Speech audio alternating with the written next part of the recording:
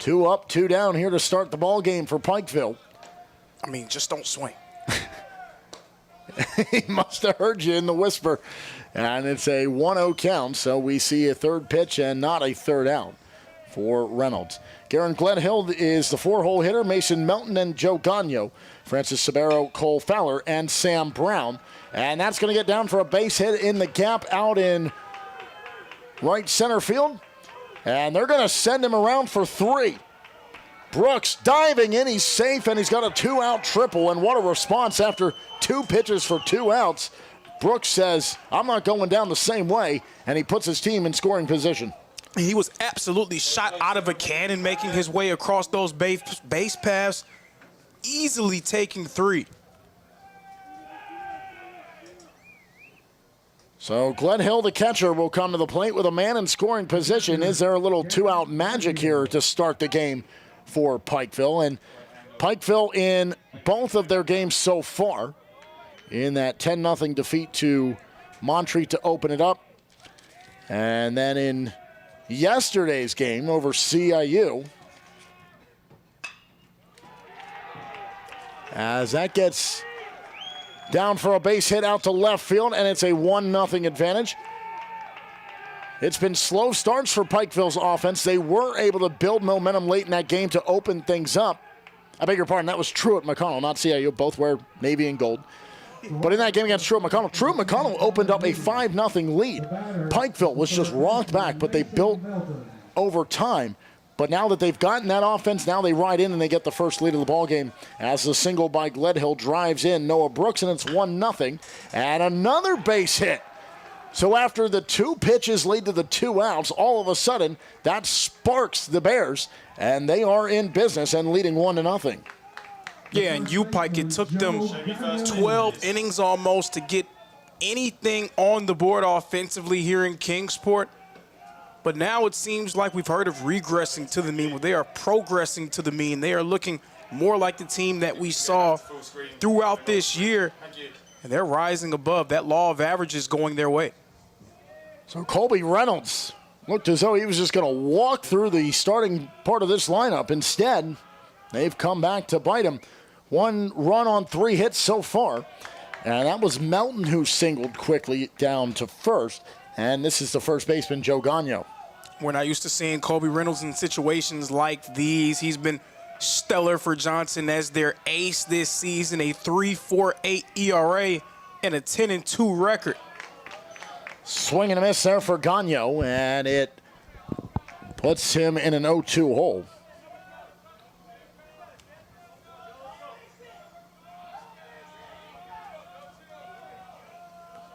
So the 0-2 with 2 outs and 2 on. Chopper back to Reynolds, takes it off the glove, nearly takes a spill as he tried to step off the mound, but he does get out of the inning. 2 stranded for the Bears, but 1 comes across to score. Gledhill with the RBI, Brooks with the run, and it's 1-0 Bears over Johnson after 1.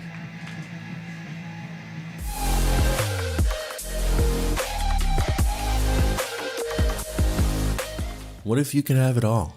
A place to call home, a great job, and a safe and welcoming community to raise your family. You can have all that and more in Kingsport, Tennessee. For the past quarter century, Kingsport has been on a mission to reinvent itself as the first professionally planned and privately financed city of the 20th century. Kingsport has earned the nickname the Model City. From award-winning educational initiatives to business incubators to the surrounding natural beauty, Kingsport is just the right size to have the amenities you need without the traffic and crime of a larger city.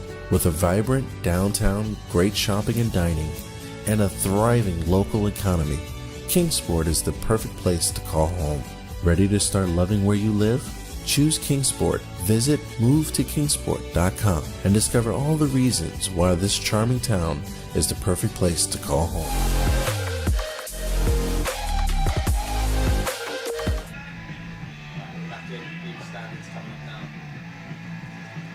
Well, you look at how things played out over the regular season entering this tournament. There's your top three, each with 20 wins in conference play, head and heels above everybody else. And then Spartanburg Methodist kind of kick-started at the top there with those 16 wins. But that logjam we've talked about all week long, from 4 through 9, where everybody was really separated by basically a hop here and there and a run scored here and there. But Pikeville coming in with those 15 wins. So a matchup separated by 5 conference wins here.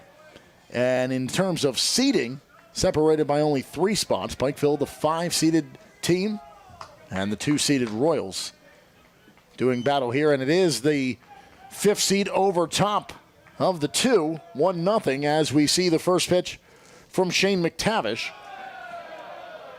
And he'll deliver a first pitch strike of his outing here this afternoon. McTavish, this is his 11th start of the season.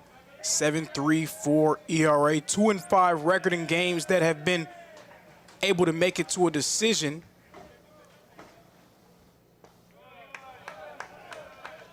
Canadian-born McTavish out of Lethbridge, Alberta. A 1-1 count for him here to the first batter of the inning, Luke Wilson. And yesterday, Wilson took that knock in the top of the first, and the run in with the wall came back and shook it off. He was the leadoff hitter in that one, so he really didn't get much time to breathe. As he takes a big hack at that one, it's 1-2, and he falls behind.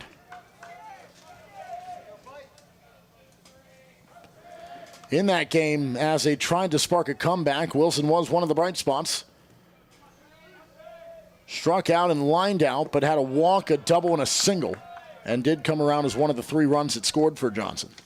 Yeah, and we did wonder if he was okay after taking that tumble out in center field, but his performance at the plate showed us that he was able to shake that off, so it's nice to see him continue his stay here in Kingsport, leading it off. 2-2 from McTavish, and it's a full count as he misses inside and low. Second game in a row, Johnson's been on the wrong side of a fast start from their opponent. Try to shake it off here.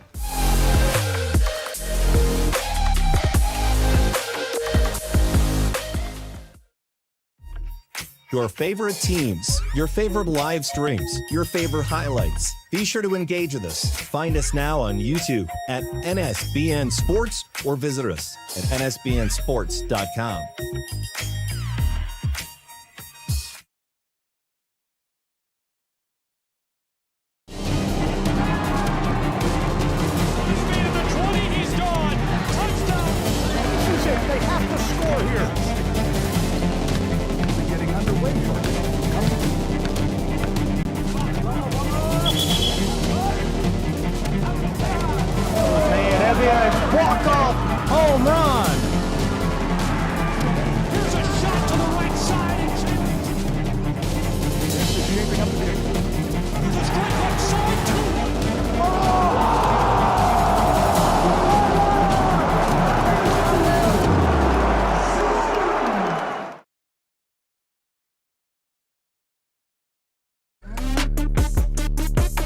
Welcome to Kingsport, Tennessee, and inside of Brickyard Park, it's the winner's bracket.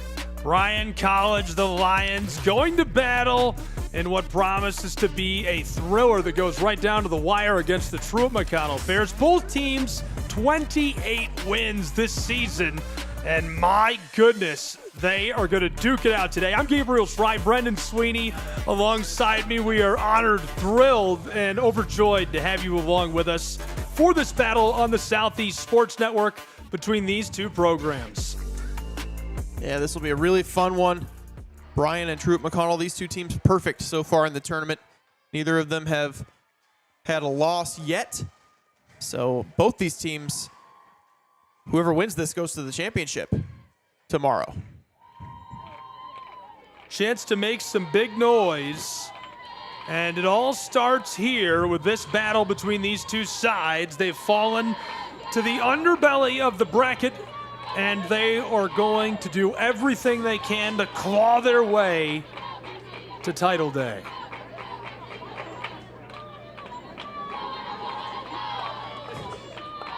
Cassie Boatwright leading off against KP Smith, in trouble, and she's gone. Roped to third and gloved by the Lions. Saul got a hold of it. 2 quick outs here for Truett McConnell's offense as they try to get their 3rd batter of the inning on base after a ground out to short and a pop out to 3rd.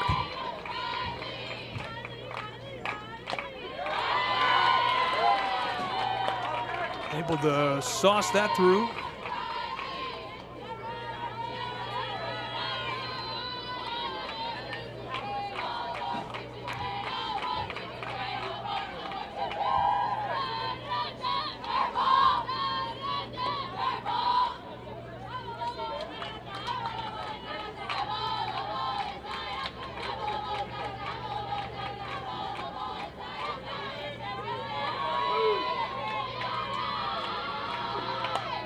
And 1-1 is fouled off of the backstop for strike 2.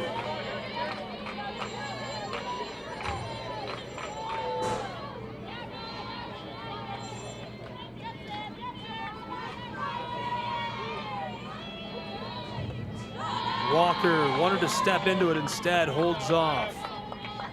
The lineup batting for Truett McConnell. Suter let us off, followed by Boatwright in the 2-hole. Walker the DP at 3. Folds, Morgan, Chiswick, Skipper, Crump, and Walker rounding out the 9. 2-2 count, rises to a full count with 2 away in the top of the 1st. Defensively for Bryan,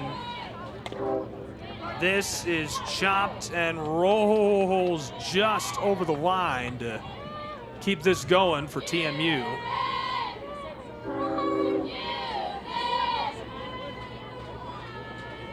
Defensively for Bryan College, from left to right in the outfield, it's Blackwell. In center field, Baldwin on the right, Juliana.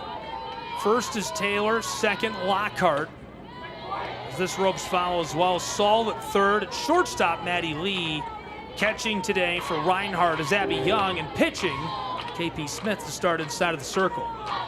Yeah, we've seen a lot of good work from KP Smith so far in this tournament. Pitching yet again, also in the lineup yet again for Bryan. And right now, Riley Walker battling in this full count. Pops that up. Could be in trouble over near the dugout at Sales, foul.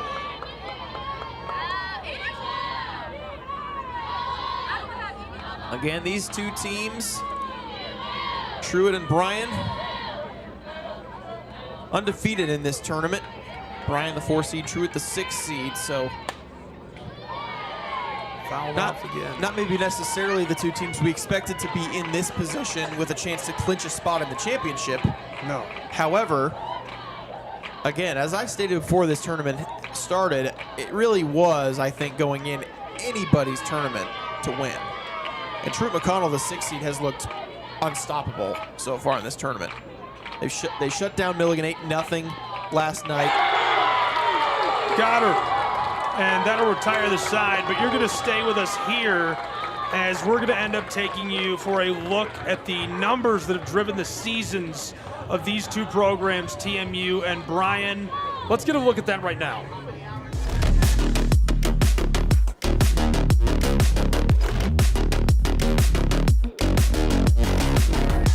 On the left side is Bryan, on the right, Truett McConnell. I mentioned before we got started with first pitch, 28 wins apiece. The hit percentage, just over 300 for both of these programs. But how about the homers for TMU? Yeah, they can leave the yard. They lead the Appalachian Athletic Conference in home runs with 41 on the season as a team. Their ERA, 3.34 as well, is a stronger number than Bryan's 3.74.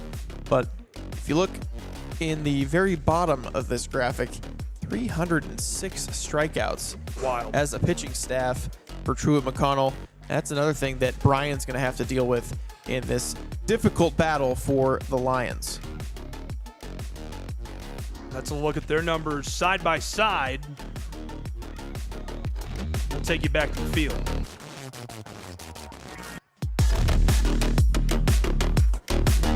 Elizabeth Bennett going to work inside of the circle for Truett McConnell, who's already been flipped to the other side of this inning.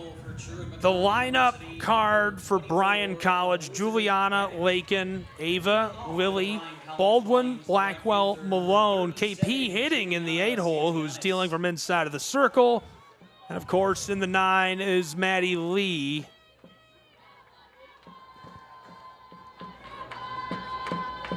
Santanias goes foul to start us off. On the other side, from left to right in the outfield, Suter is in left field, Skipper in center, and right Chiswick for Truett McConnell. At first base, we've got Morgan at second. You'll see Avery Walker at third folds. Shortstop is Boatwright, who's been so good on both sides of the ball in the tournament. Catching Alyssa Crump, and dealing from inside of the circle, Elizabeth Bennett. Yeah, these are two very good teams, really top to bottom of their rosters. They have what it takes to win this tournament. And so we're going to see if Bryan can get to Elizabeth Bennett, because that's been the question so far, I think, in this tournament for most teams is, can they get Elizabeth Bennett off her spot in the circle? And Juliana Santillanes, the leadoff hitter for Bryan, ahead 2-1 against her to start this first inning. As she swings and misses, and actually looks like there was a 2-strike count on Santillanes, so she's down swinging for a strikeout to start things for the Bryan Lions. And it brings up Lakin Lockhart, 368 hitter for the season for these Lions. Another one of these slap-type hitters, lefties, in the top 2 spots in the order, as she pops up the first pitch and it finds the concourse behind the backstop.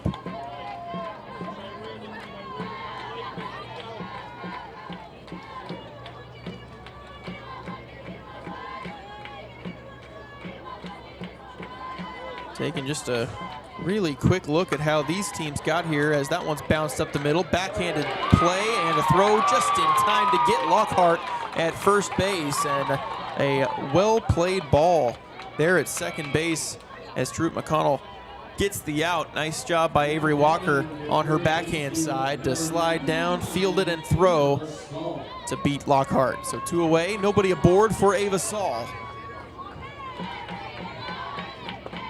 First pitch strike, knee high on the inner half. Saul is a .411 hitter entering the play in today's game. 10 home runs and 52 runs batted in, as she'll take just outside to even things at 1-1.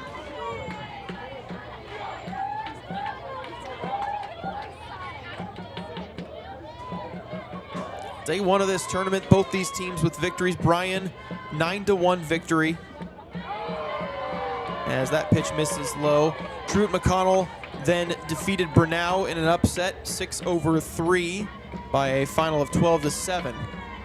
And then on the next day, those teams got byes. So Wednesday, yesterday, it was Bryan taking down Johnson in a 6-0 upset, as they took down the top seed in this tournament. And then Truett McConnell last night, the 8-0 5-inning victory over Milligan in the winner's bracket. As that one also sails outside the zone to Ava Saul, making it 2 balls and 2 strikes.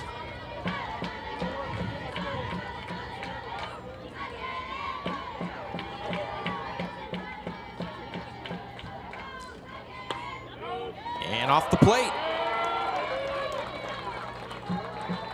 And apparently it was a 3-2 count. So that's ball 4. And Saul will reach base at first. So that's a development for the Lions here in the bottom of the first, after the first 2 hitters were retired.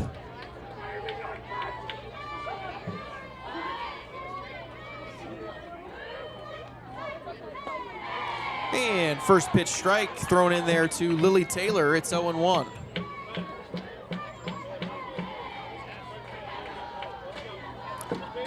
Taylor, a .366 hitter this season with 3 round trippers. Hard shot on the ground. Nice play by Folds at the hot corner.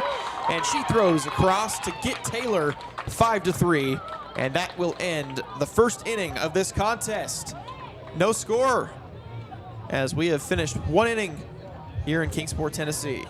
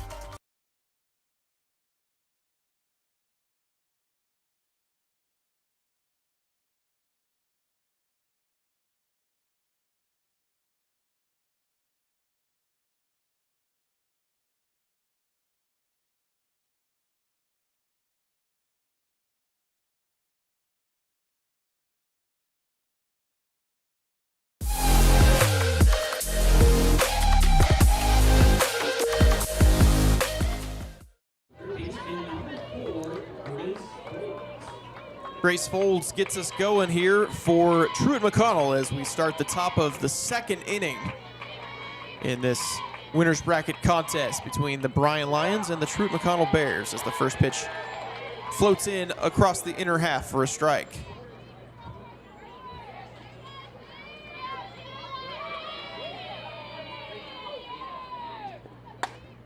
Popped in the air to right field and moving over toward the foul line.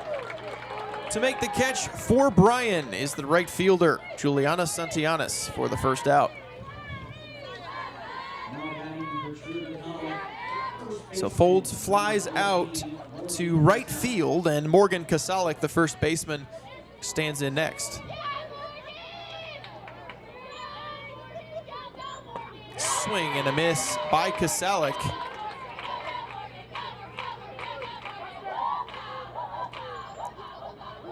0-1 count.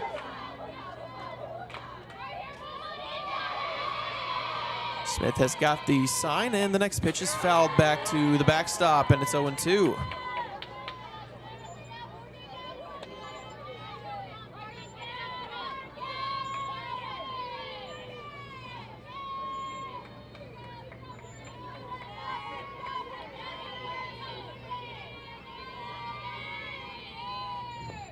Swing and a miss by Kasalik on the 0-2 delivery from Smith, and a strikeout. Puts two outs on the scoreboard here in the top of the second, as Truett McConnell yet to solve Smith whatsoever in this one. And it's now Reagan Chiswick who takes low for ball one.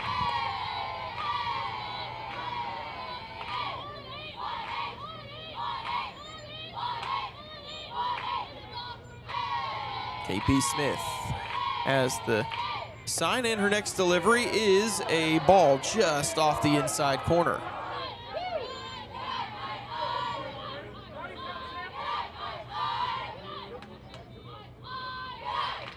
Two-0 count here from Smith to Chiswick, and a swing and a miss, a half-hearted attempt by Chiswick, and she is now in a 2-ball, 1-strike count, so still has the advantage here.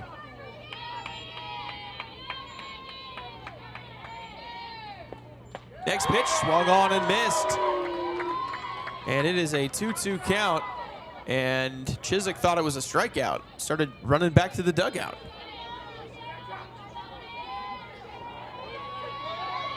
Must have thought that the second pitch of the AB was a strike. 2-2 popped up down the right field line by Chiswick, hustling into foul ground. Santillanes makes a dive for it, but can't quite get to it. So a foul ball keeps the count at 2-2.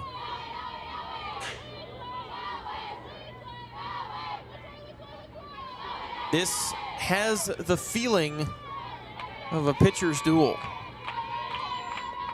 as Smith just missed the inside corner with the 2-2 delivery, and it's a full count.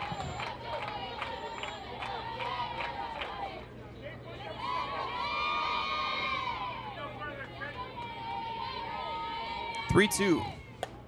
Popped foul again by Chiswick, staying alive as it hits the light tower.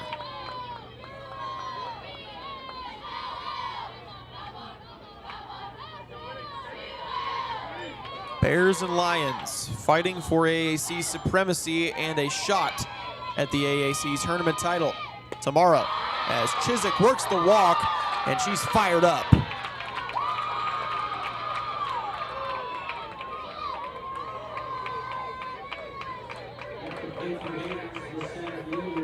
That's a nice plate appearance from Chiswick to be able to work the walk that time against KP Smith. It's going to bring up the center fielder, Emma Skipper, for Truett McConnell, trying to keep things going here in the top of the second. As the first pitch to Skipper misses the zone, 1-0.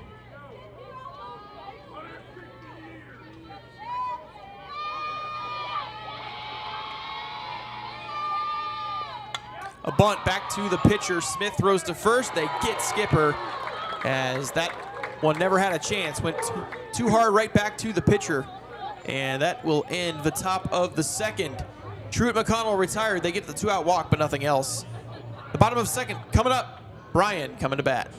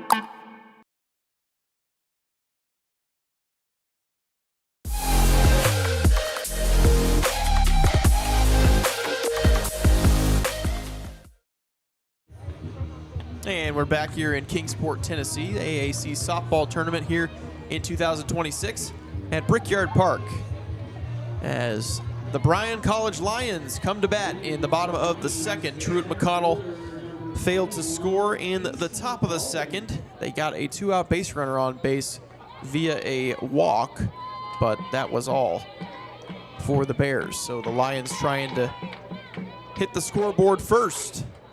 They're back at the top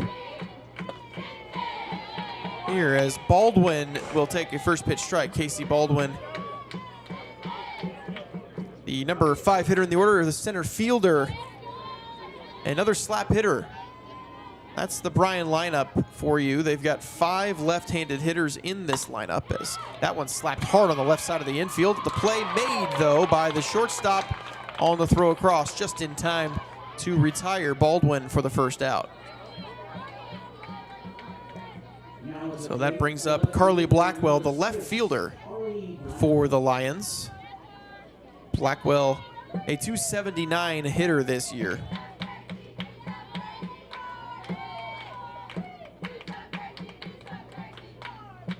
First pitch back to Bennett, deflected. Shortstop diving to the ground, but it's going to be a base hit on the infield for Blackwell.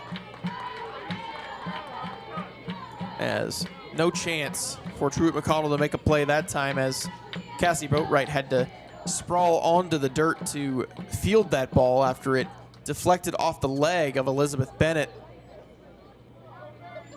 So an infield hit for Bryan, and with that base hit, it is the first knock of the game for either side. Coming here in the bottom of the second for the Lions, as checking on Bennett after that one deflected off her shin. Looks like she's all right to continue. No chance they're taking her out of the game in this type of game anyways for Truett McConnell. She's going to be asking them to let her stay out there even if she's in pain. So first pitch strike to the next hitter for Bryan, Brooklyn Malone, who takes the first one to fall behind 0-1.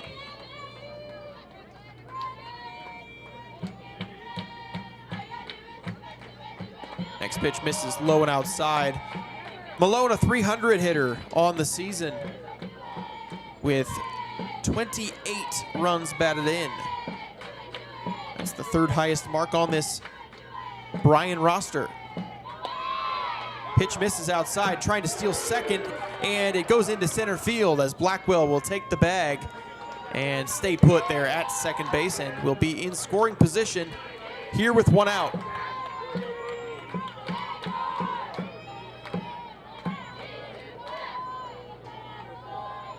Oh, good speed from Blackwell, takes second, and now setting up Malone for possibly her 29th RBI of the year. Next pitch, hit in the air to right field, tracking it back toward the corner, makes the running catch. And moving up to third base on the play is Blackwell, but a nice catch by Reagan Chiswick on the run toward the foul pole and right. And there are two away. KP Smith trying to help her cause here for Bryan, the pitcher. Standing in with two out and a runner just 60 feet away from scoring the first run of this game. Smith rolls one softly to shortstop, throwing on the run across. Just in time, they get KP Smith, and the inning is over. Bryan fails to score. They get a runner into scoring position with less than two outs, but they cannot push her across. No score, headed to the third.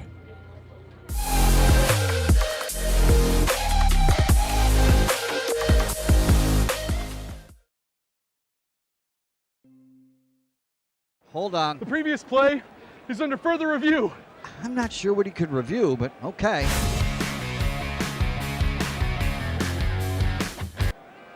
Sure has been a while.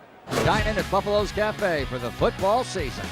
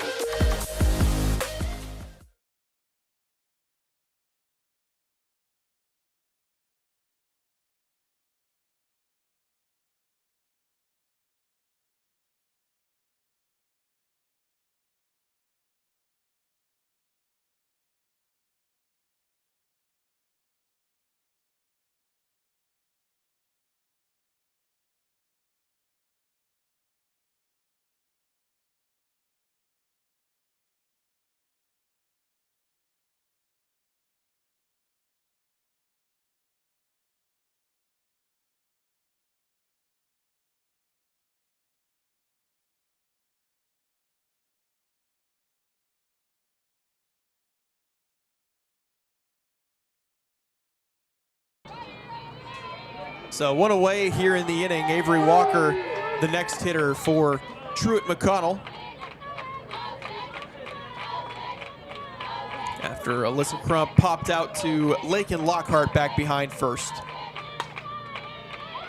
Slicing liner down the right field line, but it will land in foul territory for Walker. So a ball and a strike, the count to the Truett McConnell second baseman.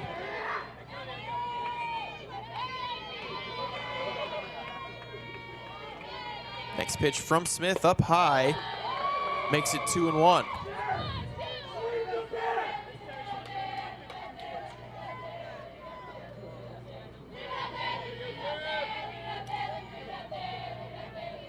Two-one delivery. Down low, 3 balls and a strike, and that's good start to the at-bat for Walker. Opportunity to get a runner on base with less than 2 outs. Welcome that opportunity if you're Truett McConnell. Instead, a chopper to second on a 3-1 pitch, and that is the end of that at-bat. A 4-3 putout. So 2 away in the top of the third. Quickly again here for KP Smith, who continues to sparkle in the circle for the Lions.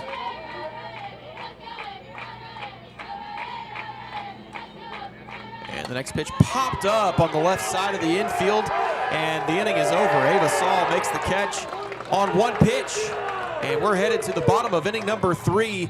Bryan trying to get on the board first.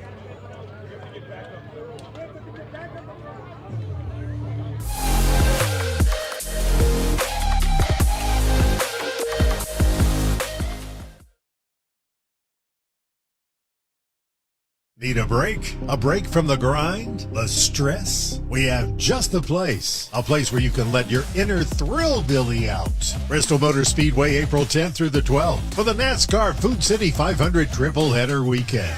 3 days, 3 races, 2 night races, 1 epic weekend. Don't just take a break, race to it. Get your tickets, upgrades, and more now at bristolmotorspeedway.com. It's not just a race. It's Bristol, baby!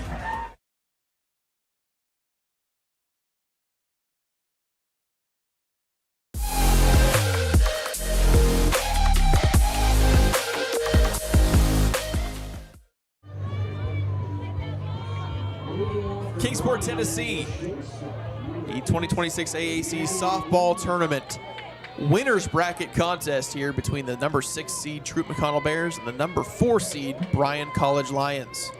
It's Maddie Lee, the shortstop for Bryan, leading things off, and she will take down below the knees for ball 1.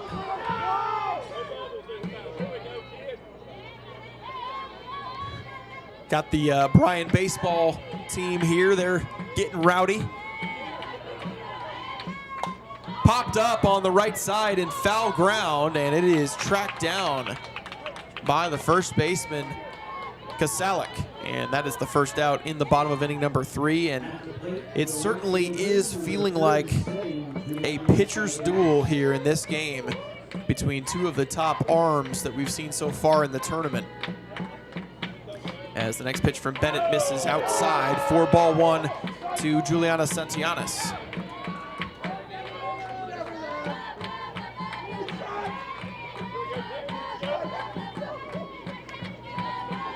And the 1-0 from Bennett. Slapped foul down the third base line by Santillanes. Trying to find her way aboard here in this 3rd inning.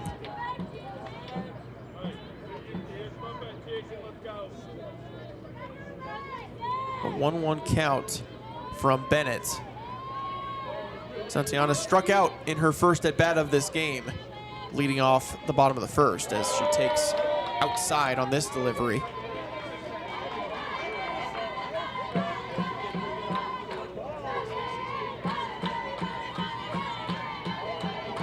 Count in Santillanes' favor as the next pitch from Bennett comes in, and it's swung on and missed to even the count.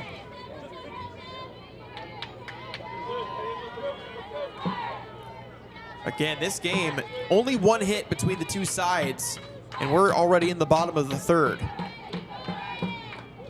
Next pitch slapped foul off the side wall back behind home plate, as Santillanes just battling that pitch off.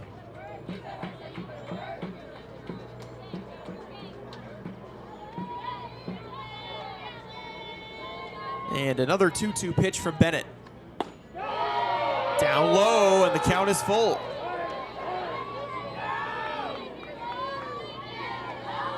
Here on our crowd mic, the Bryan College Lion baseball team really getting rowdy.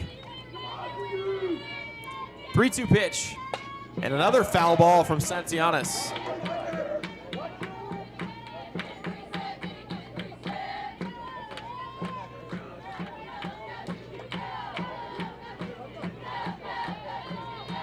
So another payoff coming up now. And it would be huge for Santillanes to be able to get aboard here. Another foul ball.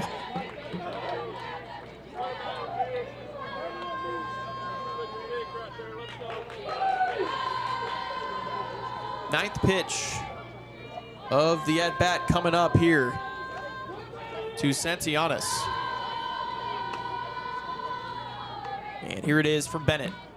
And another ball sprayed foul.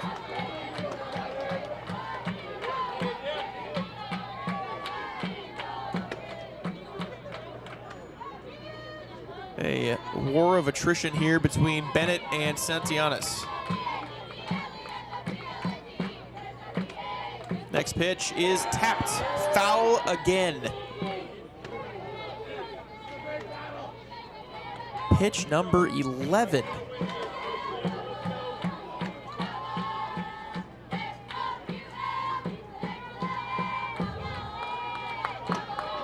Santianes just showing a real battle here against Bennett, one of the better pitchers in this conference. The next pitch. Another foul ball as Santianes continues to battle, just fighting everything off on that third base side.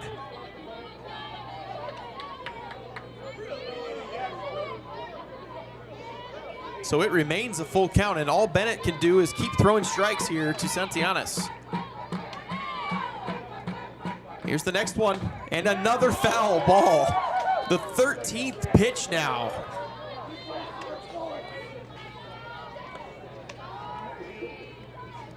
Bennett just cannot get Santianes to swing and miss in this at-bat. She got a swing and miss to end the first at-bat, but this time around, proving much more difficult. This time it's in play. The play is made by Folds at third base, and Santianes finally retired. So 2 gone with nobody aboard for Bryan for Lakin Lockhart. The Lions would absolutely love to get Lockhart on base and give Ava Saul a chance with a runner on the base paths with 2 outs. Taps it over the circle and into center field. A 2-out hit on the first pitch by Lakin Lockhart, and it will give Ava Saul that chance with 2 outs.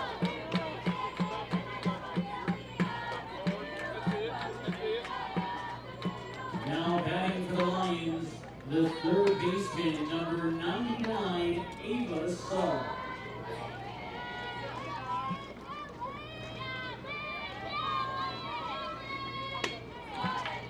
First pitch to Saul is outside for ball 1. Ava Saul 0 for 0. Does not have an official at-bat as she walked in her first plate appearance.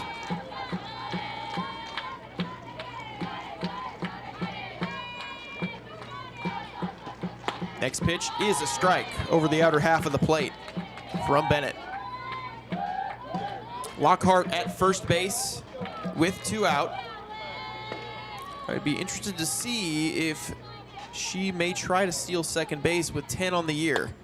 Popped up by Saul on the right side of the infield, though, and Walker has it to end the inning. So the opportunity there for Saul goes by the wayside. We head to the 4th inning, and there is no score.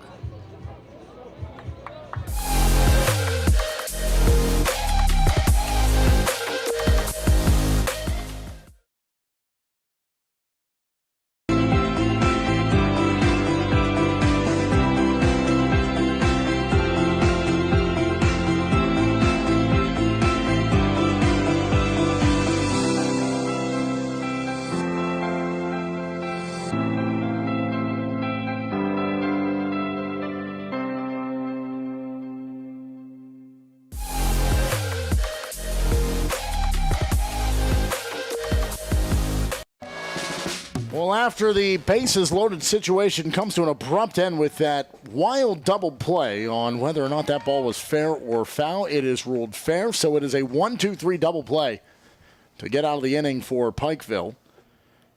And that brings about the start of the inning in Karen Gledhill, the leadoff man here in the 4th with a 1-0 lead for Pikeville, trying to stay alive here in Kingsport. Tall task of defeating the number 6 team in the country in Johnson. But Johnson coming up short against Montreat last night.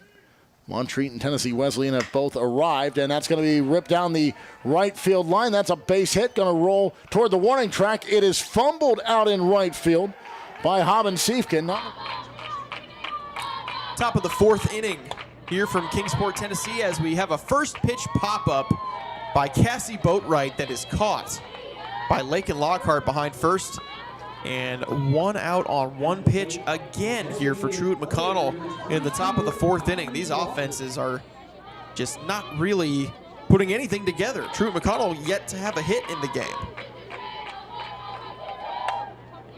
First pitch, grounder to short. Walker's gone. 2 outs on 2 pitches by KP Smith in the circle. And that is as efficient as it gets. Now batting for the Bears, the baseman number 4, Grace Folds into the box. Those were the 3 most important hitters in this Truett McConnell lineup.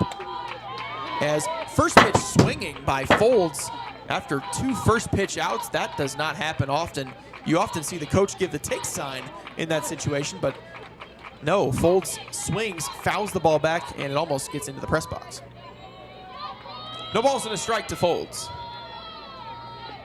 Swing and a miss, 0-2. 4 pitches in the inning, all strikes so far. 2 outs on 2 of them, and then 2 strikes now to Grace Folds, a batter who has 9 home runs on the year. And she'll take low and away for ball 1. Pretty crazy development. Top 2 hitters in the order, both with double-digit home runs. Boatwright and Walker out on 1 pitch. And now Folds pops it up on the 1-2, and it gets out of play beyond the third base dugout. So Folds at least putting up a fight here against KP Smith, is behind a ball and 2 strikes. Like so many others in the lineup, Ofer.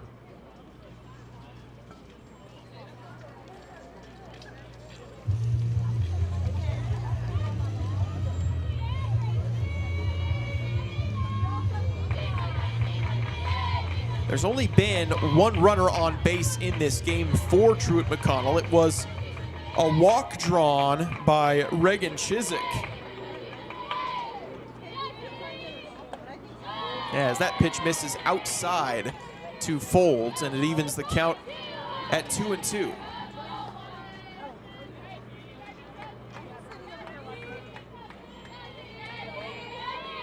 Two-two delivery from Smith, popped out of play as it's foul on the right side. So still a 2-ball, 2-strike count.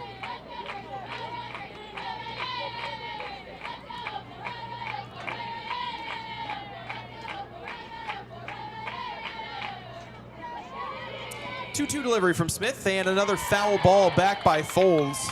And if nothing else, here Grace Folds' at bat has been at least a battle that's put some pressure on Smith. She's had to throw already 6 pitches in this AB after only throwing 2 to retire the first 2. Up and out of the zone on that one, and it's a full count.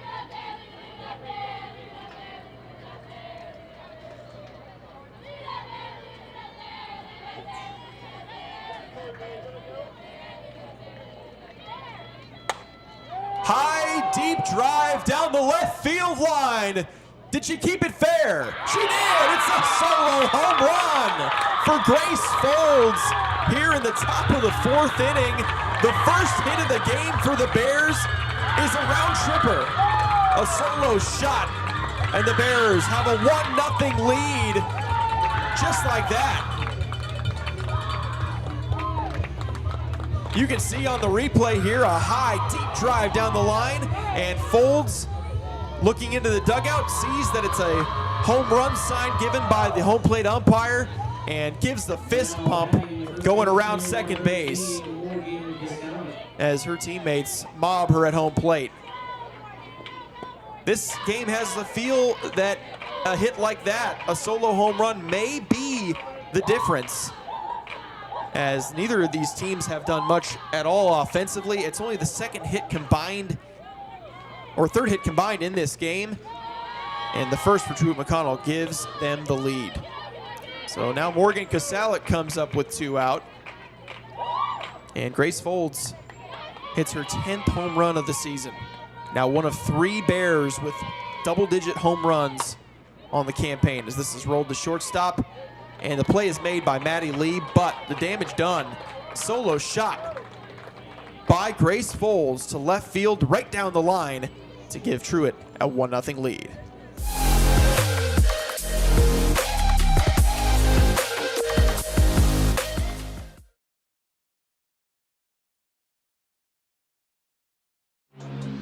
All of the ways to watch your favorite local and regional sports. Join us now on Twitch TV. You can also find NSBN on Amazon Fire TV or visit us live on YouTube as we stream games there as well. Another fan favorite way to watch is NSBNsports.com. You can also find us through our NSBN app, free to download from the Google Play Store, and Roku TV, where you can find all of our content. NSBN Sports, visit us at NSBNsports.com.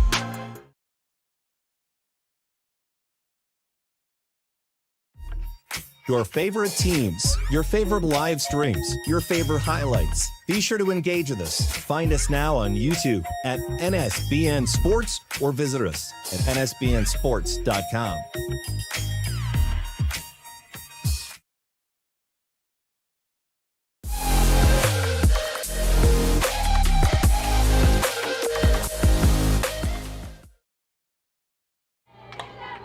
And we are back. Truett McConnell leading Bryan 1-0 in the AAC softball tournament here at Brickyard Park after the solo homer by Grace Foles in the top of the 4th with 2 out. As Lily Taylor for Bryan starts things for the Lions and takes up and away to even the count at 1-1. Bryan's got to get something going offensively that they can sustain as a team, as a group. There's just not been a lot of hits in succession by this team, only 2 by the team overall, as this one's hit in the air out into shallow left center field, and the left fielder for Truett McConnell, Emmy Suter, tracks it down, and there is 1 gone in the bottom of the 4th.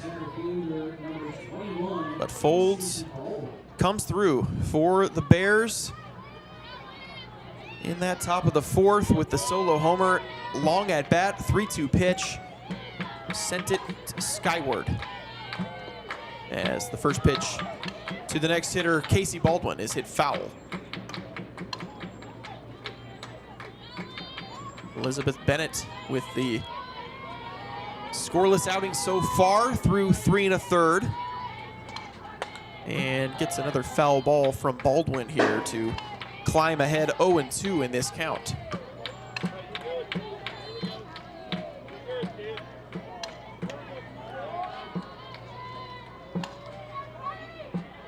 So 0-2 as Bennett peers in, has the sign, and here comes her 0-2 delivery. Baldwin rolls it softly on the right side. She's got good speed, might have a chance. She made it. First base umpire calls her safe. An infield single to second by Casey Baldwin puts a runner on base with 1 out.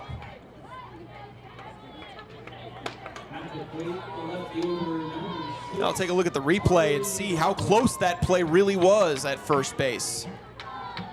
As Baldwin hustled down the line. Really close, hard to tell with that game speed. Maybe if we had like a 0.5 speed or something like that.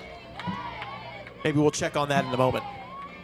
Runner at first with 1 out, a 1-0 count to Carly Blackwell.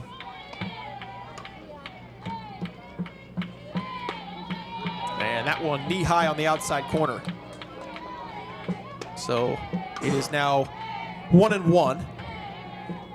Blackwell has a hit. She's 1 for 1. Singled through the middle of the infield in her last time up.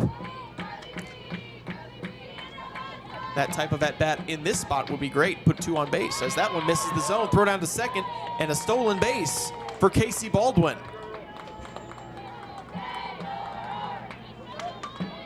That's a good development for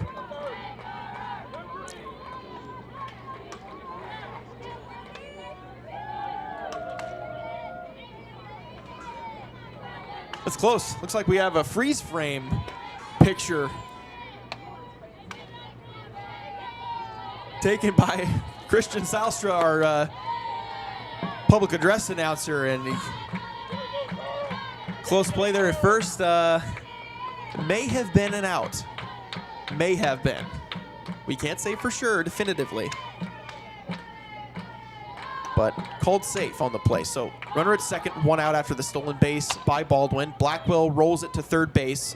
Folds throws her out at first. They throw back across. Nice job by Folds to just jump in front of that, keep it in front of her. Actually, that was our shortstop as Folds made the play across. The shortstop covered third base. Boatwright knocked it down. So a runner will be at third now with 2 out. And it is Brooklyn Malone's turn. She is 0 for 1 on the day. First pitch up high out of the zone for ball 1.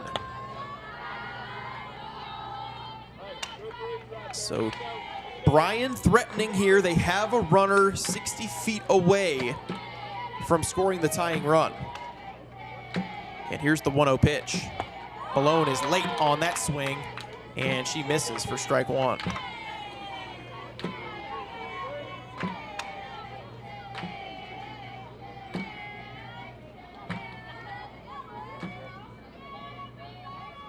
The 1-1 delivery, and it is foul as well as Malone sends it back to the screen. A ball and 2 strikes.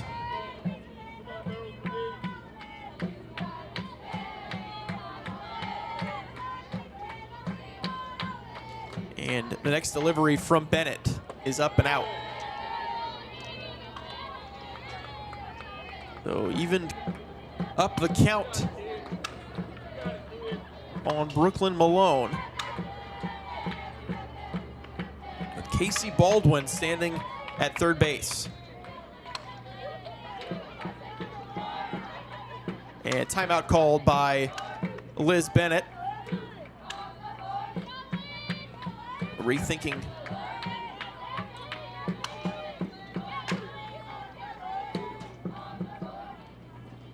And the next pitch misses low. And it's a full count.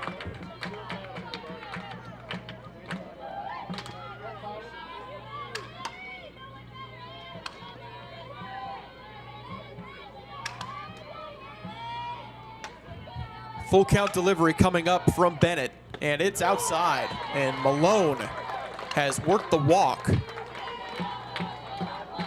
And this inning stays alive for the Lions. We're going to have a visit to the circle for Truett McConnell. So it goes from a 2-out solo homer by Truett McConnell in the top of the 4th inning to now Bryan threatening to score at least maybe 1 run here in the bottom of the 4th, with yet again the pitcher KP Smith coming up in this situation with a chance to give herself some support, as it's a 1-0 TMU lead in this pitcher's duel between KP Smith and Liz Bennett. And we'll see if the Lions try to put Brooklyn Malone in motion at first base. First pitch outside for a ball.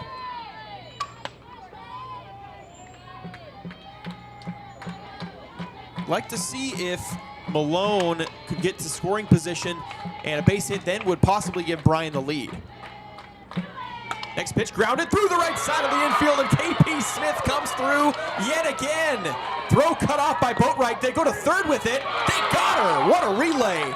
That's a 9-6-5 relay to third base, and it gets Brooklyn Malone trying to go first to third on the single, but we are tied at 1 as KP Smith comes through with the RBI single and ties us at 1 apiece.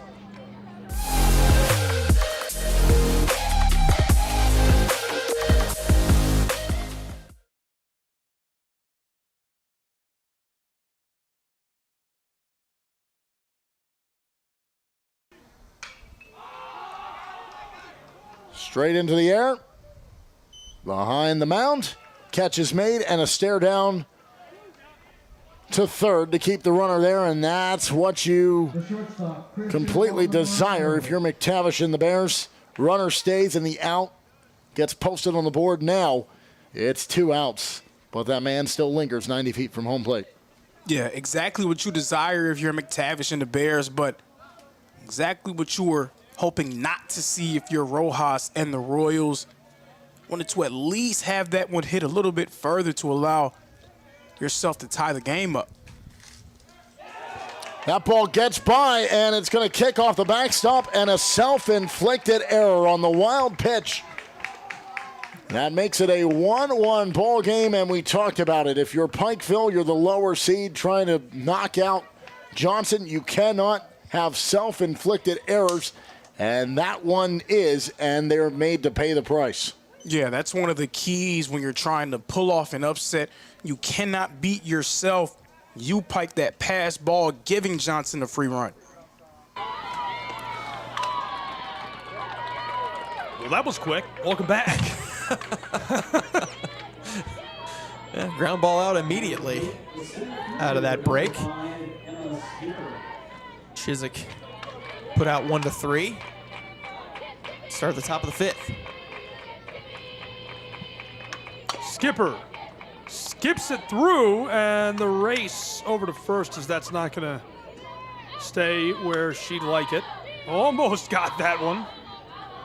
Just missed keeping that inside the third base line, and would have beat it out if she had kept it inside the field of play. Skipper again trying that line, and again goes foul. It's very fitting that a young lady with the last name Skipper would specialize in skipping hits down the left field line. Yeah. And that's going to take her down. Goes down swinging. Did not see that coming, as that's a big punch out. Yeah, pitch up above the hands by KP Smith, and she got Skipper to chase it up the ladder. Just went underneath that pitch on the swing and got the strikeout. This is Alyssa Crump, 0-for-1 in today's contest. Crump's been good this year. One of a number of faces we've seen step up, provide a couple of clutch plays, and just a good engine for this roster, right? She brings some energy and helps them get moving. I guess for me, just based on the situation, I'm going to dig into the stats a little bit here too as we roll forward through this 5th inning and into the very final stretch of this game. For me, I feel like this comes down to who gets energy first. Someone's going to find some energy somewhere. They're going to get a play. They're going to, something will happen. It's going to happen. Strike one with 2 away in the top of the 5th. The Lions might find some energy here if they slam the door. Yeah, 3-0 count against Crump gets a strike, does KP Smith, so chance to sit down Crump here possibly. Crump handled that on the blooper. She's moving to first. Stand-up single, perfectly dropped to the edge of the outfield on the right side. Yeah, well done by Crump. Going the opposite way on a 3-1 pitch that was middle away, but she still just went with the pitch the other way, found some green grass in right field, and keeps the line moving for Avery Walker. And Truett McConnell certainly is hoping that Walker can get something into the outfield for a base hit and flip this back to the top of their batting lineup. Now batting for Truett McConnell, the second baseman, number 6. And so Avery Walker replacing her at bat for the Bears. Yesterday found some honey. Played really well. Yeah, Walker in her first at bat in this game grounded out to the second baseman on a 3-1 pitch. Probably not the pitch she wanted to swing at in that count, but ended up hitting that ground ball to second and being retired.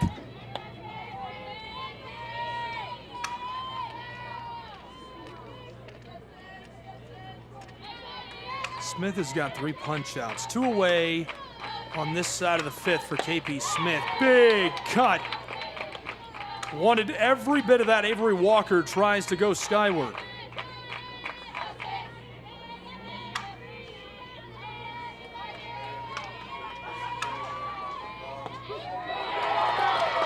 Drops it through the corner of the zone and paints the corner, as well as paints over that 5 on the scorebook. Sending us to the next side. We'll see you with more softball action in a moment. Deadlocked, a run apiece.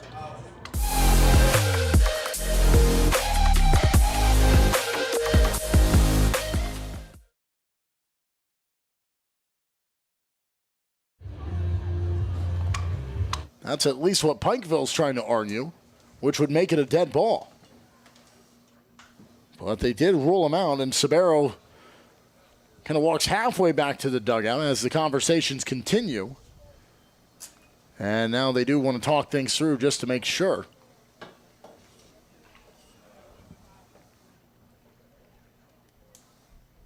If we have another umpire meeting, we may have to start collecting minutes. Yeah, when do they get to give themselves the singles? We only get to talk one more time. And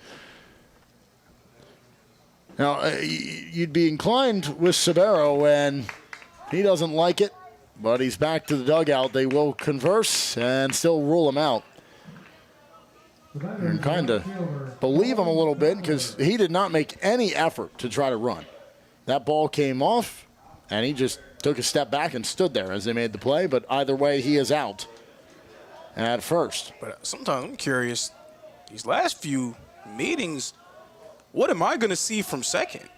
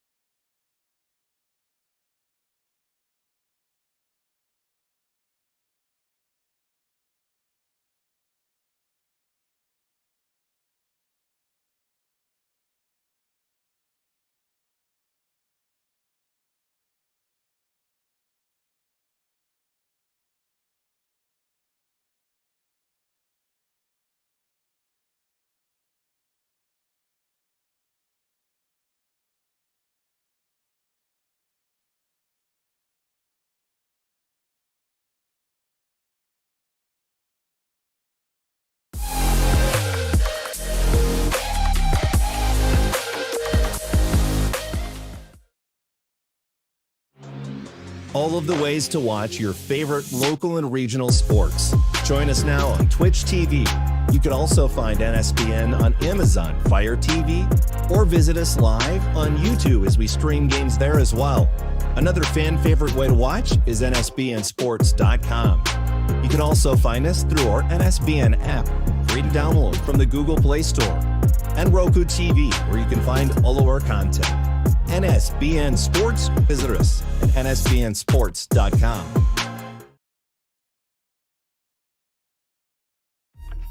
Your favorite teams, your favorite live streams, your favorite highlights. Be sure to engage with us. Find us now on YouTube at NSBN Sports or visit us at NSBNsports.com.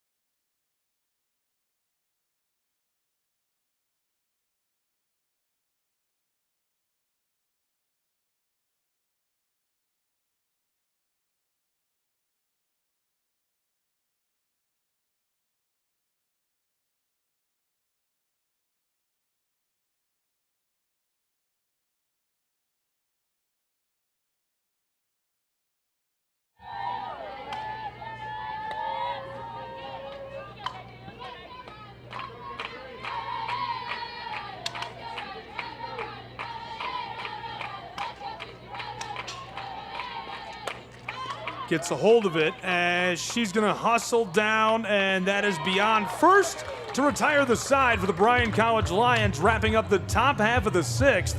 My goodness, we will see you in the bottom side of the inning. Deadlocked, a run apiece between these two programs.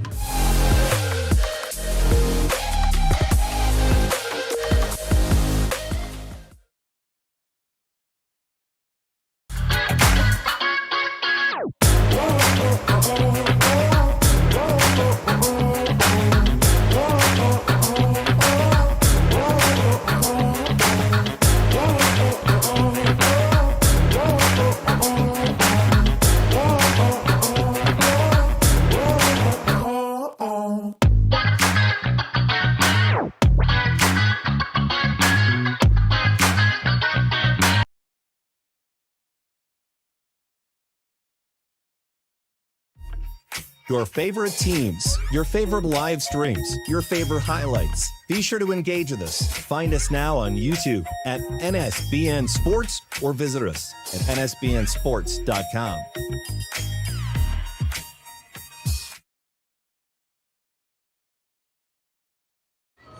Back in Kingsport, Tennessee, in a battle that has been electric between these two programs. And I just don't know how you separate yourself. Every time I'm like, oh, this is it. You know, they've got the momentum they need to finally make a play. They're going to push themselves out ahead or whatever. It doesn't happen. Something falls apart. There's a quick out. There's a weird line drive. Here we are in the bottom of the 6th. And we are tight in a deadlocked game. One run apiece between Truett McConnell, the Bears, and the Lions of Bryan College. Yeah, these two sides, it's very hard to tell where the difference is. So far, both teams' offenses have been held down for the most part. Their pitching has been very good. And that's why we see ourselves in a 1-1 game.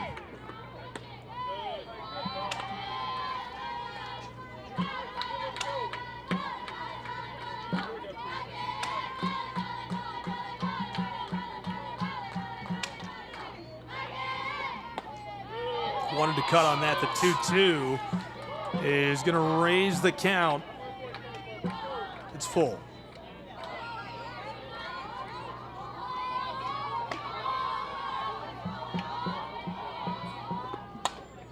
Controlled across and delivered down over in time to first. One away in the bottom of the 6th. Nice work by Boatwright not to panic there as the ball popped up off her glove, but to collect it and throw on the run in time with Ava Saul going down the line to get the first out.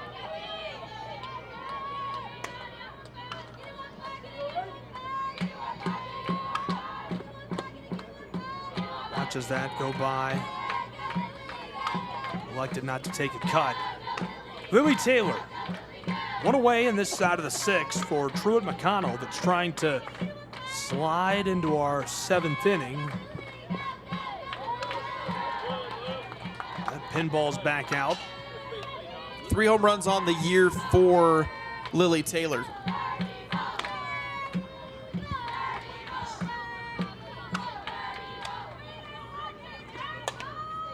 Floater down, back, deep, controlled, and that means 2 away. Avery Walker chases it down, makes the catch on that pop-up back behind second base. And we've got 2 down for Casey Baldwin, who has been on base a couple of times and had a hit. Also got on base in her first at-bat without a hit as that's popped to shortstop. It retires the side. It's a nice controlled hit for Casey Baldwin, but not going to get enough on it to put herself out there on base.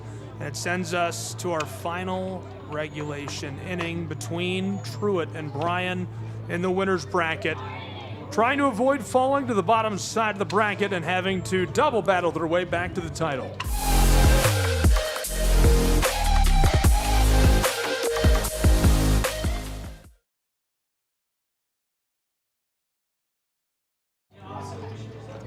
ERA. 7 of his games have gone to decision. He's won 6 of those contests. Someone who's been trusted in a variety of different situations, a variety of different scenarios. he comes in trying to hold Johnson at bay. They go double steal, and that ball kicks away, but quickly turning and recovering it to prevent anything from happening over at third is Easton Mold, as Isaac Fernandez will face now an 0-2 count at the plate. And this is in line with what we've known Johnson to be, an efficient offensive group, aggressive on the base paths, all of this coming to fruition in these last few innings.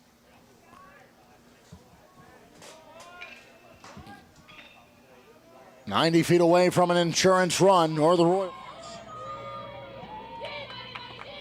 Drop that across. Welcome to the top of the 7th inning, and I think any scoring here does it.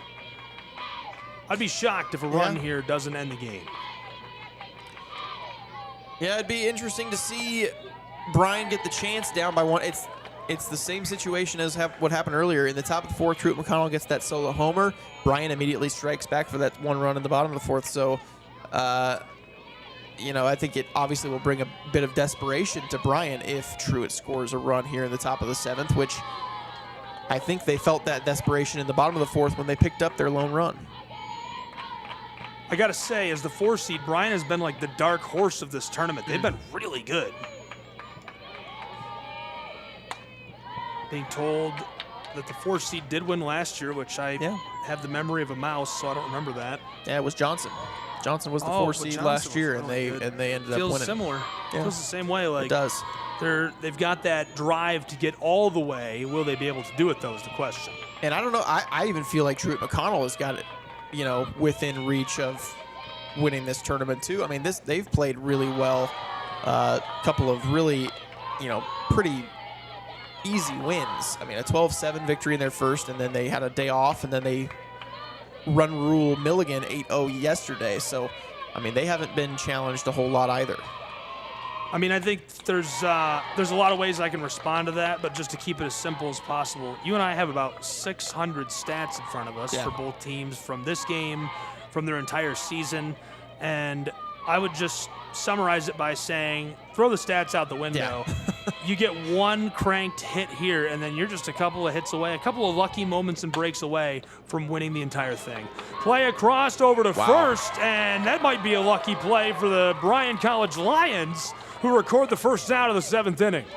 Great wherewithal from Lily Taylor to knock that down, realize that she had time just to gather herself, pick the ball up with her hand, and step on the bag in time to retire Grace Folds. Folds gone. TMU Bears with one away, looking to seize the lead. She'll let that sail on by Morgan Kasalik. 0-for-2 in today's game with 1 down now. Yeah, struck out once out of her 2 at-bats. Huge chop. And behind 0-2 here quickly. KP Smith has got the advantage in this count. A big cut, and she'll go down swinging. 2 away for the Bryan College Lions in the top of the 7th.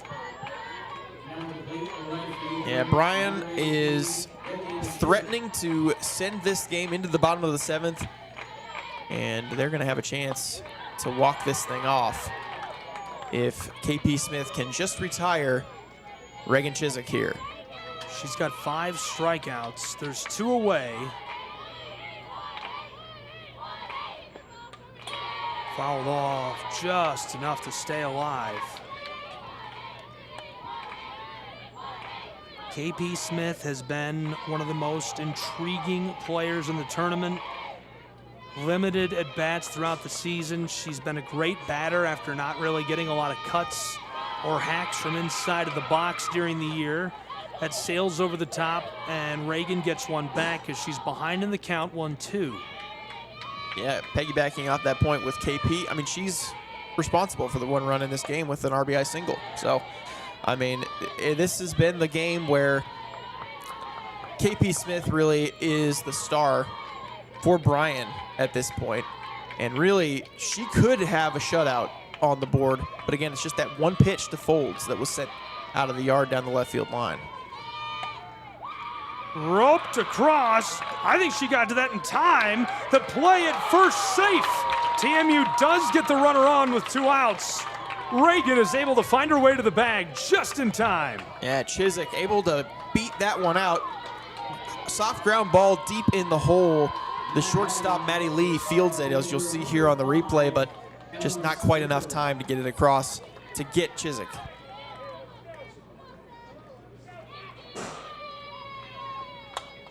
Well, you're probably not going to see the replay, as that'll retire the side, and we head to the bottom half of the 7th.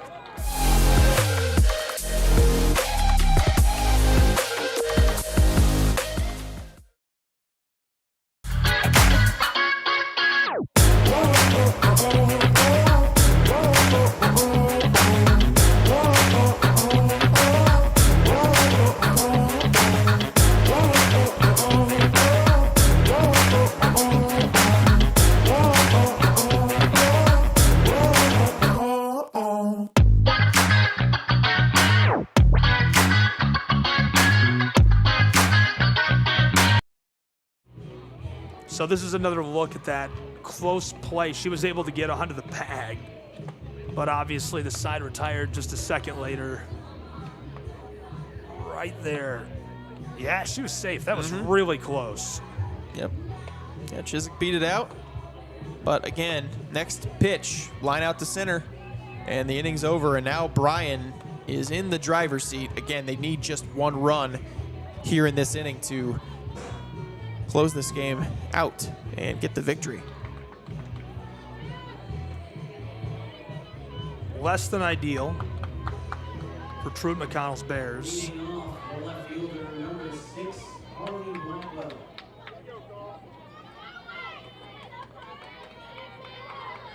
And all the stats, you know, typically you can look and dive into the numbers and kind of figure out what to anticipate, why. But they're so close. I mean, a run apiece, 4 hits to 3. Bryan just has the edge there by, obviously, basically nothing. 3 left on base on each side. Pitching's been really good. I mean, that's about as much as we can say to you in this game. The pitching's been great, and the offenses have just not been able to solve those opposing pitching staffs to this point. And we'll see if Bryan can do enough to just eke one across and walk this one off to earn a spot in the championship. This is roped. Oh my goodness, snagged out of the air to retire her. Nice catch by Grace Folds, being ready for that slap hit the other way by Blackwell, and they record the first out. What a play. Well done by Folds that time.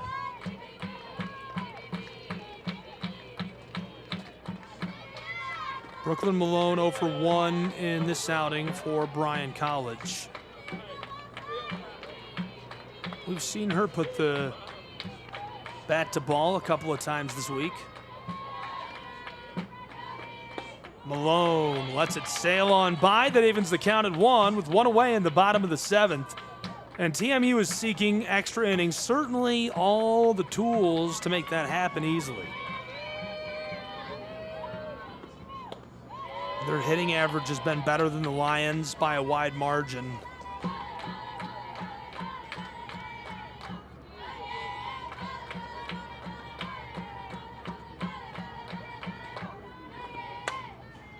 Chopped across. The play is going to be bang, bang down at first, and she's gone. Immediately a second out delivered by TMU from the infield. Yeah, I don't know, man. It looks like we might be going to extra innings here, Gabe. EI is inbound. Yeah. It'll be the second game today that we will see extra innings, unless somebody comes through here for the Lions. This is KP Smith. It is. And if there were a player, it's almost like we just talked about this in the top half of the 7th. Yeah. If there were a player that were to potentially make something happen, it would be KP Smith, but not in this situation because she's cut down at first to retire the bottom of the 7th, and we've got extra innings in store for you in Kingsport.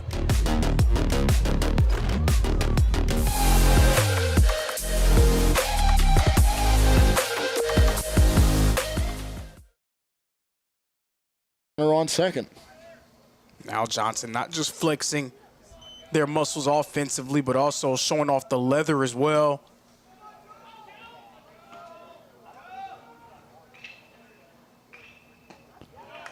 And a swing and a miss for Gagno, who is 0 for 2 on the day. But a base hit here could drive in the run.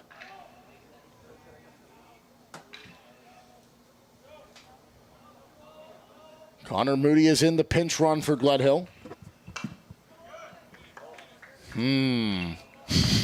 Yeah, my eyes are ready. I'm ready.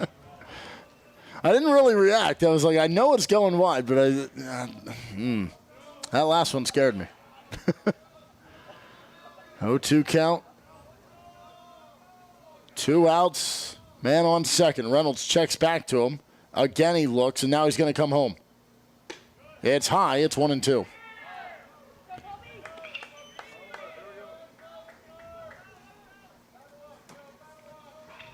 Be a nice little souvenir to take home, though. I mean, Extra innings in Kingsport as it's the top of the 8th. Truett McConnell is trying to stave off the Lions of Bryan College.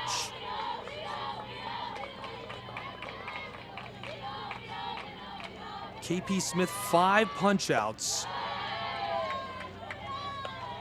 Really a driving factor. Pitching has been phenomenal. It has. Both of these teams' pitchers have been phenomenal as we see a pinch hitter for Truett McConnell to start the top of the 8th. It is Mackenzie Heim.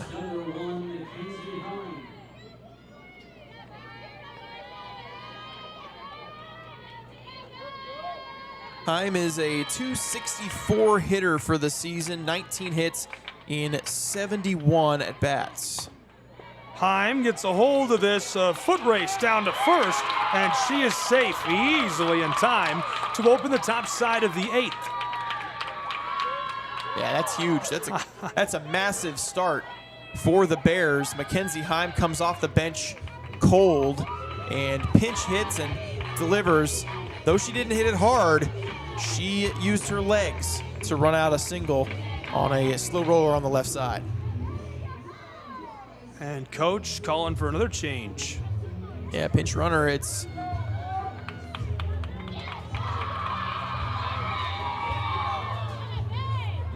Georgia Patton running at first base for Mackenzie Heim. So Heim comes in, does her job, gets aboard, and her day is now done as she's been subbed out of the game for Georgia Patton. Avery Walker shows bunt, gets a hold of it. The play over at first, well in time to cut her down at second safe with a runner in scoring position for the Bears of Truett McConnell. Perfectly done by Walker. Puts the bunt down, gets the runner to second. Her teammates will congratulate her as she enters the dugout, no doubt.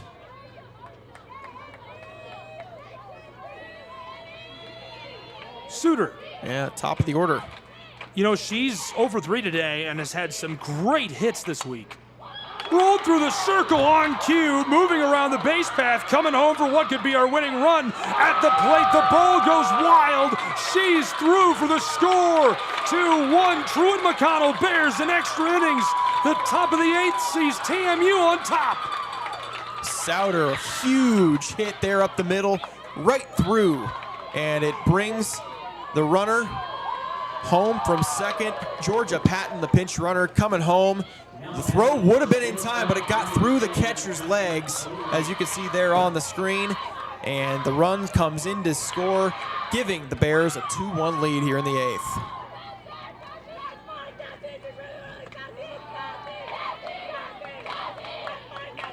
Boatwright at bat. And Truett McConnell has done it. They've broken the deadlock finally in extra innings.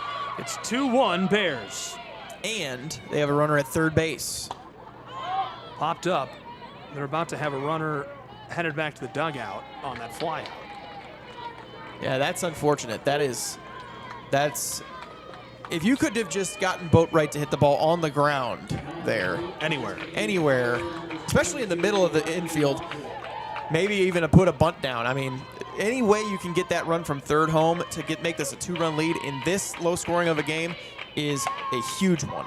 And that's choppered through. Hey, there you go. That one comes home effortless. TMU.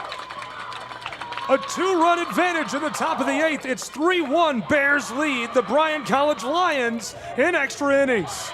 Yeah, you can only hold down these big producers in the TMU lineup for so long, as you see here on the replay. A hard shot grounder through the left side of the infield, and that brings home the 3rd run of the game for the Bears and gives them a 2-run advantage. Nice score for TMU and KP Smith.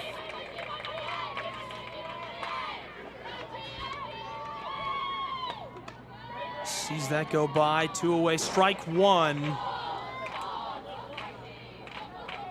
Smith needs to close the door now to give Bryan a chance. Yeah, and this is Grace Folds again, so this is danger as well. Rolled across, trouble for the Bryan Lions, as that's an easy stand-up single. I thought they'd be able to retire the side there, but TMU keeps it going. Yeah, hard shot through the middle by Folds. And another chance here for Kasalik in this spot with 2 on and 2 out. And if they could get even more insurance, then it becomes a question of if Bryan has even a shot. This should retire our side as it's floated down across short infield right. Bryan College trailing by 2 runs, looking for some magic in the bottom of the 8th.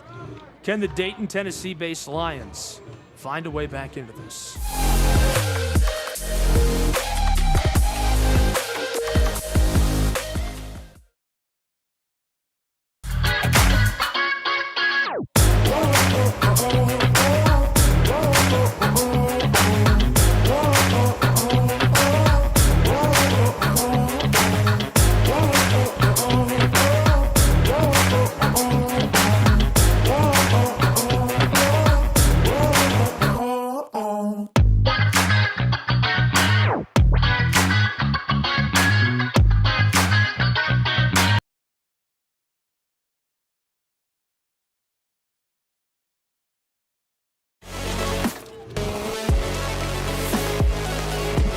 One final look at the numbers comparing these two sides. You know, we thought it was compelling how close they were as we kind of kicked this off, and the similar records, wins, hitting percentage, and the difference really is just the strikeouts. Yeah, it has been.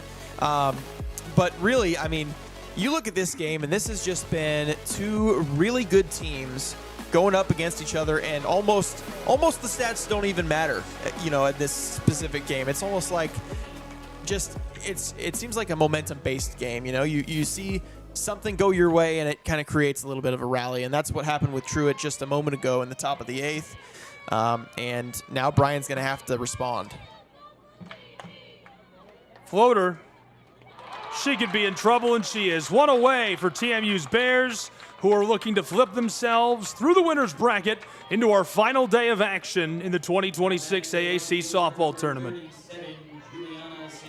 Yeah, a bit of a bummer there for Maddie Lee. That was a well-hit ball out into center field off of her barrel, but tracked down in center field by Souter. And Roller is across over to first as she hustles down to the bag. And another big-time moment, as this time the Lions are the ones who take advantage. Juliana on the bag at first. Yeah, I'm not sure what... So the ball hit Santianas' foot on that swing. It definitely did. I don't know if maybe the field umpires saw it. If this is going to be called a hit, I mean, we could see... If you go scrub back on your view, you can see on the pitch that it goes straight down off her foot and rolls into play. Here's our officials coming together, and they're going to say she's safe. Oh, Oof. boy. Oh, boy. Hopefully this does not come back to hurt Truett McConnell, because if it does, that would be unfortunate. That would be unfortunate. That would be most unfortunate.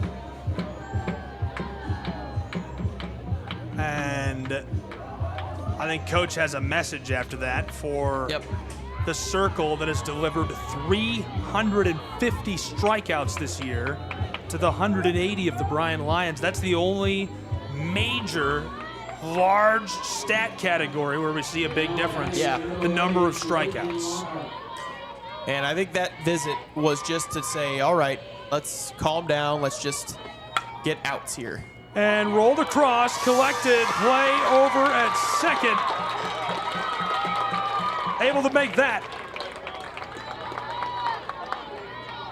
So Bryan doing everything right in the bottom of the 8th after things got really interesting just moments ago, as if they weren't already, leading into the 7th inning and through into the extra innings. And now we are just off the rails.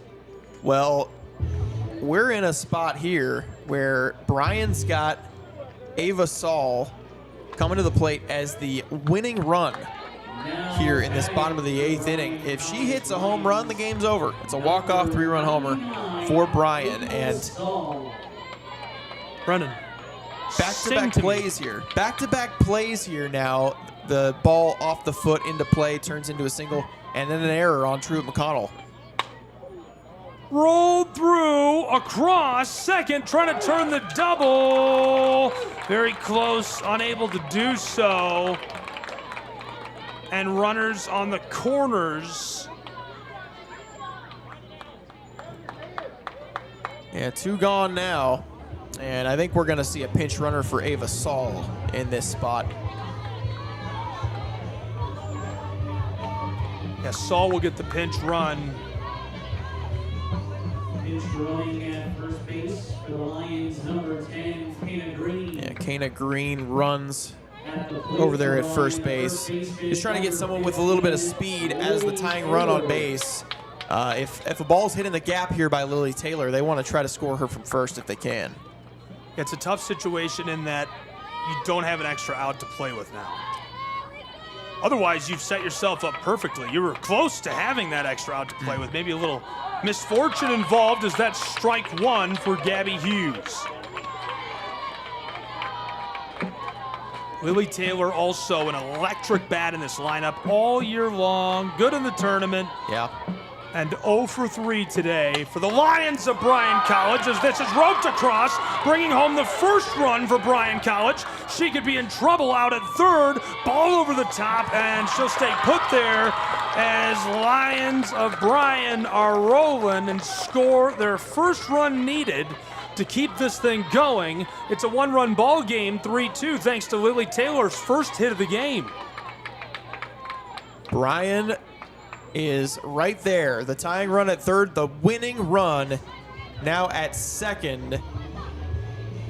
And this is getting interesting. It's Casey Baldwin at the plate.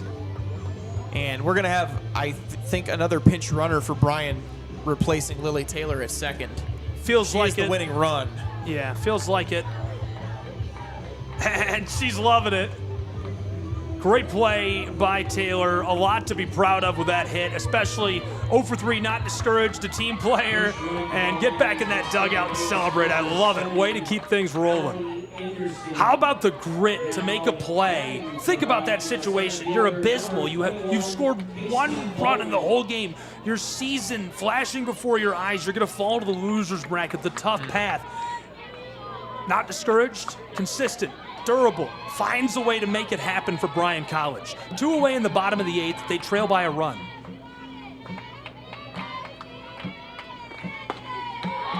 Asia through. Gabby Hughes, 1 out, retires this and gives Truett McConnell the trip to the winner's bracket. Yeah, trying to hold on to the win for the Bears here. Got to get Baldwin. Shot foul. Both runners in scoring position. Casey Baldwin does have a hit today.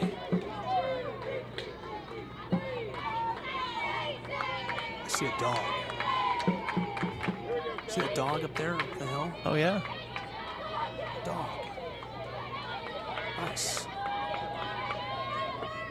The delivery, chop foul again. Hopefully that doesn't hit the dog. He's right where the dog is.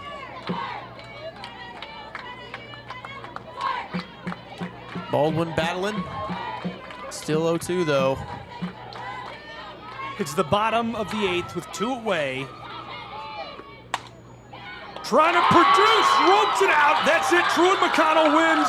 The Bears win. Truett McConnell advances in the winners bracket in the 2026 AAC softball tournament. Congratulations to the Bears of TMU.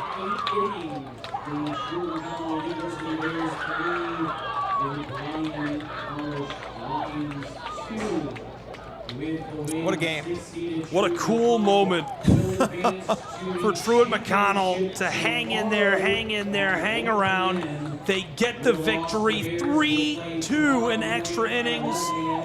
You know, a lot of emotion in that one, a lot of big feelings. Nobody's season comes to a close, thankfully, which that would be a heartbreaker to be so close and have the scoring runs ready to go and fall that shy. But an exciting finish to a crucial, pivotal moment in the tournament. Brief thoughts on what to expect in that upcoming matchup for these two. Well, it doesn't always have to be a slugfest to be entertaining. We learned that in this one specifically. A pitcher's duel all the way to the end, and Truett McConnell holding on at the end. Truett McConnell becomes a championship game participant with the win. Bryan now has to overcome their opponent tomorrow morning. We'll see if they can do it. We will see. It'll be fun to watch the bracket continue to shake out. Appreciate you being with me as always. We have one game left today in our bracket, and it should be a fun one as well. You know, we've had some really interesting matchups. Be sure to stay with us. Johnson is going to play a final one. They serve as the home team in this, correct? Yes, they are the home team, and they'll be playing Reinhardt in this game. Fighting for the honor Milligan to play today. this side that just fell Bryan College and the Lions tomorrow morning. Yes.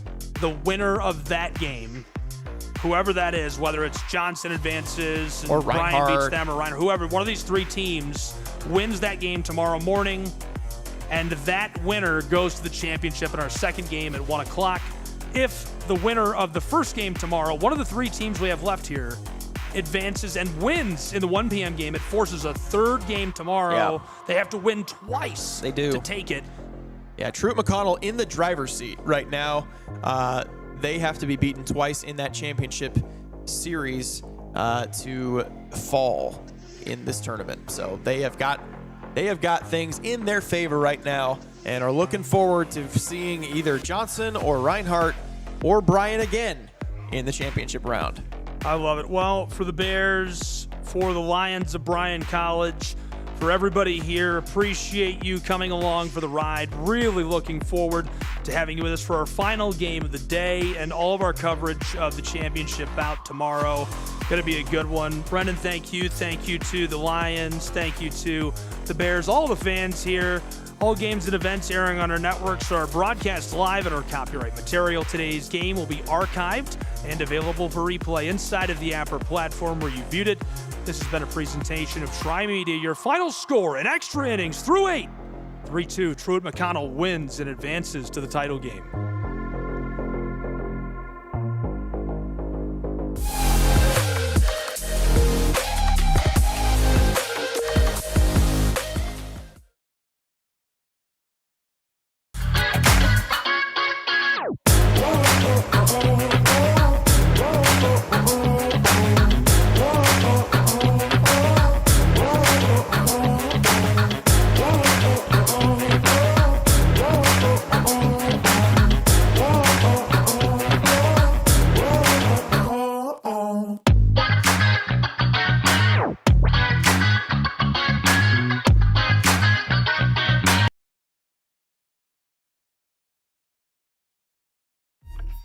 Your favorite teams, your favorite live streams, your favorite highlights. Be sure to engage with us. Find us now on YouTube at NSBN Sports or visit us at nsbnsports.com.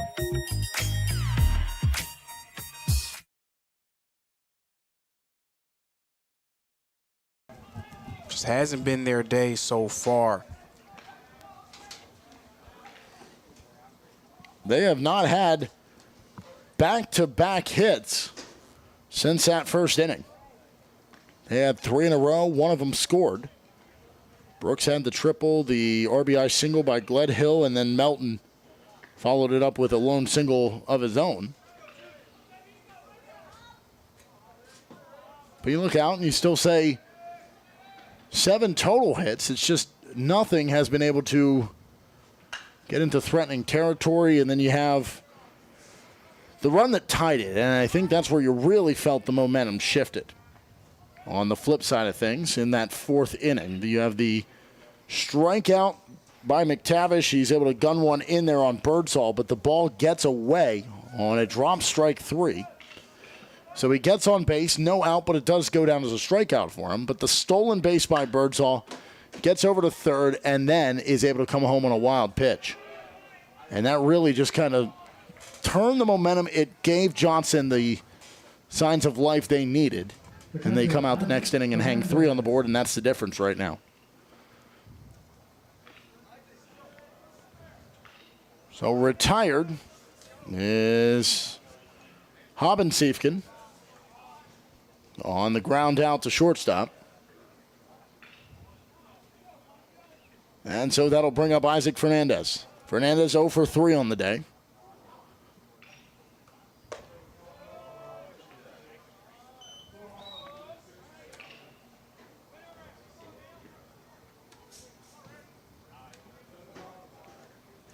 Castillo behind in the at-bat, 1-0.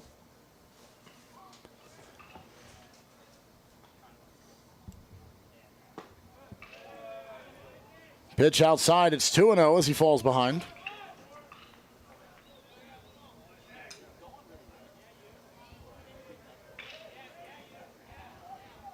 The benefit for Pikeville is they do, when they get to the plate again, in the top of the 8th, it'll be Mold, Polino, and Brooks, the 1, 2, 3 hitters in the order.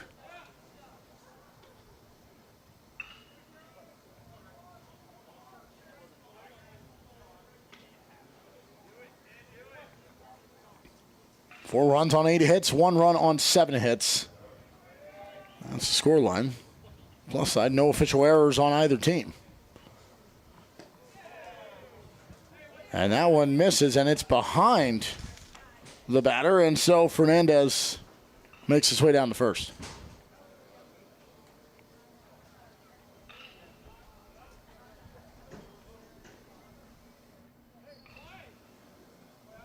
And now it looks as though Castillo will see the end of his day, as Pikeville needing to find ways to get out of these innings without any further damage. They'll go to the bullpen with runners on and 1 out in a 3-run ball game.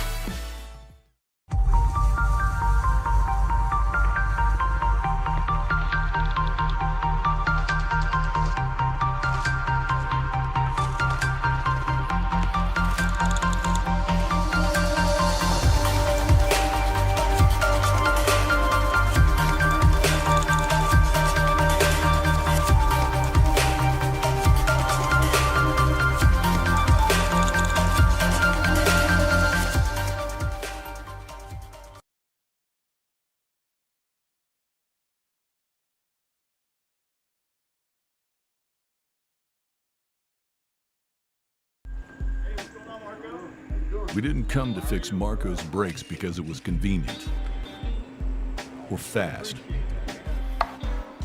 We did it because Marco has bigger fish to fry and a lot of hungry people to feed. Kraus Family Ford. Passion drives purpose.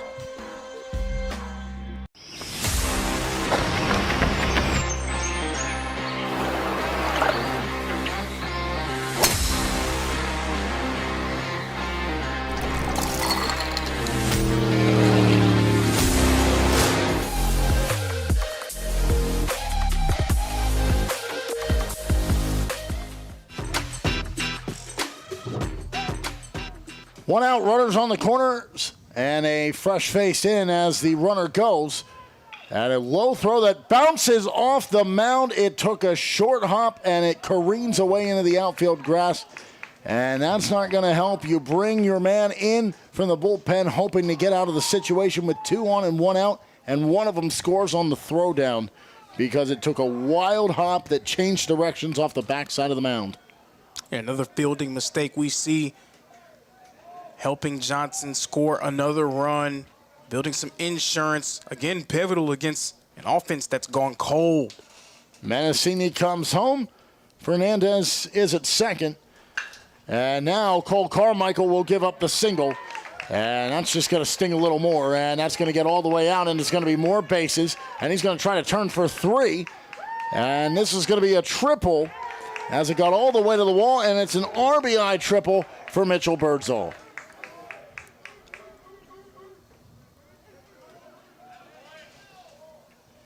You bring in Carmichael, who pitched yesterday, went an inning of work in the win, but now comes in trailing in this game and quickly finds himself conceding the triple, and we can't really credit him on the other one as that one kicked off the mound on the throwdown, and there's a base hit that'll score yet another run, and all of a sudden the Royals are just swinging at will. So now we're seeing Johnson introduce themselves to the crowd here in Kingsport, Tennessee. This is the Johnson Royal team that we've seen all year long. It took them a while to get going, but we're starting to hear the dugout chirp a little bit more. We're seeing the bats get to working. Their pitching staff has settled in. This is the Johnson team that many feel can make a run when the calendar turns to May. It's a 7-1 ball game with 1 away and a runner on as Carmichael continues to try to find that second out. Carmichael's normally the closer for you, Pike, so he's coming in with his team in need of 8 more outs potentially. They may need a few more outs, but they also need a lot more runs. Down by 6, 7-1. I did it again, didn't I? Yep. Somebody on their couch back home. Parents, look at your kids. If any of them are doing it, you know what I'm talking about. I don't even have to say it. You just know. You don't need to know what it means. I don't know what it means. I just know that. It's provocative. It gets the people going. Gets me going. A run in the 4th, 3 in the 5th, and 3 in the 7th. And the 7th rolls on. Rojas, the batter. Carmichael falls behind here, 3-1. Frank is down at first. Mancini comes home. Fernandez and Birdsall have 2.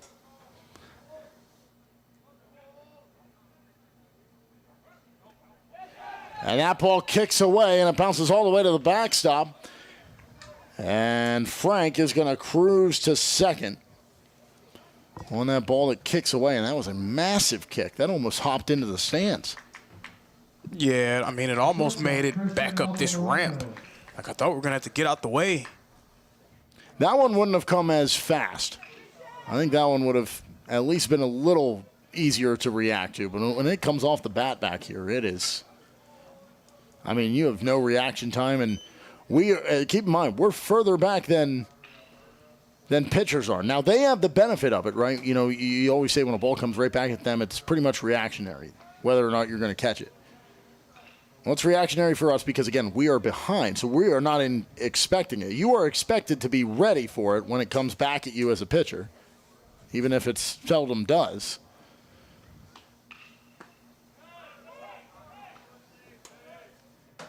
And if I was still in my mode of being an athlete during, my physical prime, probably would be a little bit more reactive too.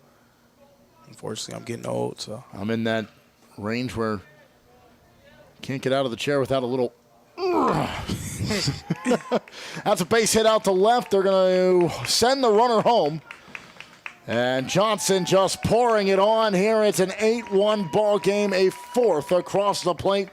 As scoring from second is Frank on the single by Rojas. So there's a saying that I had said to me from one of my old coaches during. I beg your pardon, from Altamirano. Yeah, but during my time as an athlete, he used to say, sometimes you just have to really lay the hammer down, kill a mosquito with an axe.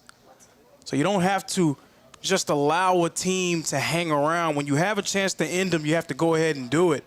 It seems like that's what Johnson's trying to do. They don't want to let you, Pike, hang around. Pikeville was right there with him through the fourth and even through the fifth and the sixth. 4-1 ball game, not insurmountable, but Pikeville just not able to find the offense. But still a close game, but here in this one.